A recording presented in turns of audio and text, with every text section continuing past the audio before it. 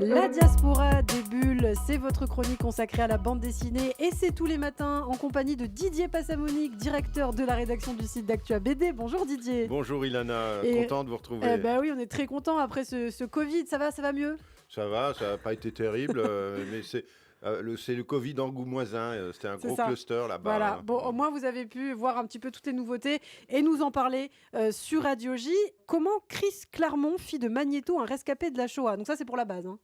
Alors, c'est C'est pas ça. une nouvelle BD, Ouais, c'est ça. c'est un moment d'histoire. C'est un moment en fait. d'histoire, hein. Ouais, c'est un moment d'histoire parce que vous avez vu le premier film des Oui. X-Men. Oui, bien sûr, avec au début la séquence où Magneto se trouve à Auschwitz et tire à lui la grille du camp. Hein. Voilà, Ouais. c'est ça, et on voit l'étoile jaune.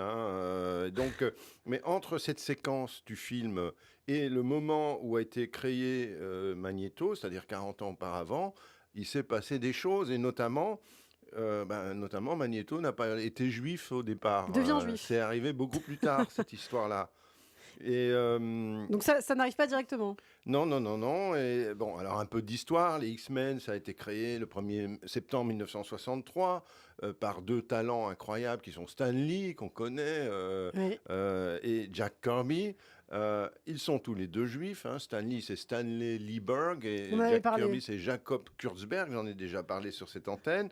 Hein, la judéité n'est pas un sujet parce qu'en 1963, les juifs, comme aujourd'hui, sont une minorité. Il faut vendre le magazine à un maximum de gens, à des bons wasps, à des protestants évangélistes, libéraux, des catholiques, des mormons. Il y a même des bouddhistes aux États-Unis. Et quelques rares athées et agnostiques. Il ne faut pas oublier que la devise des États-Unis, c'est « In God we trust ».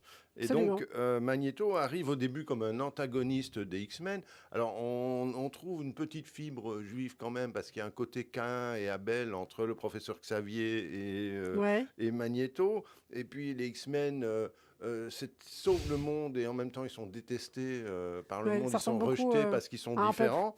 Donc, il y a quelque chose. Mais le moment où il va devenir juif, ça se passe en 81 seulement. Ouais. Donc, on est entre 63 et 81.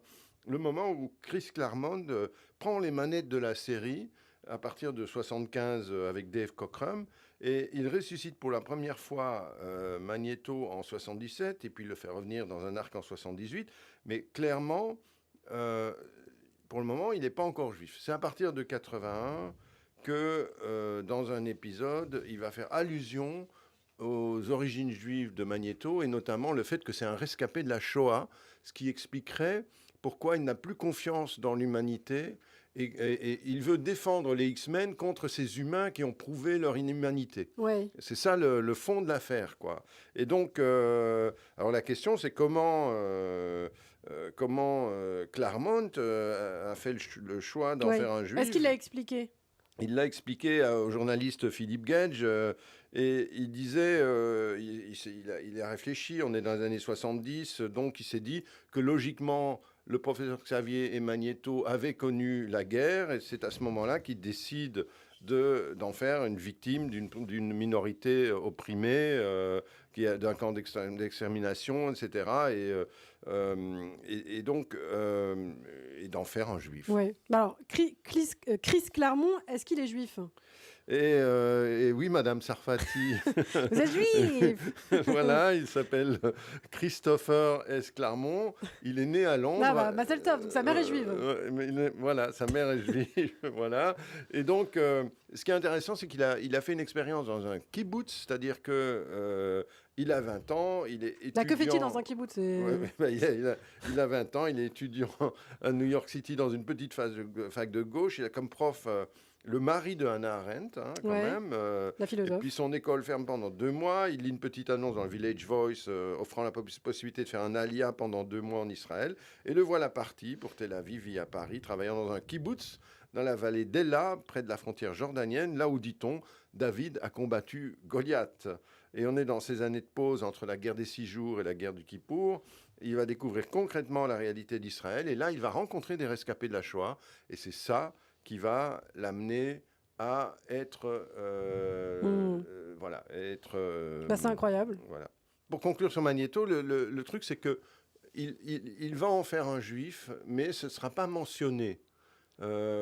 Pourquoi ? Parce que on arrive seulement à redécouvrir la Shoah avec Holocauste à la télé en 78, on est en 81, c'est un peu Holocauste qui est aussi un élément déclencheur, mais ça reste pas un sujet.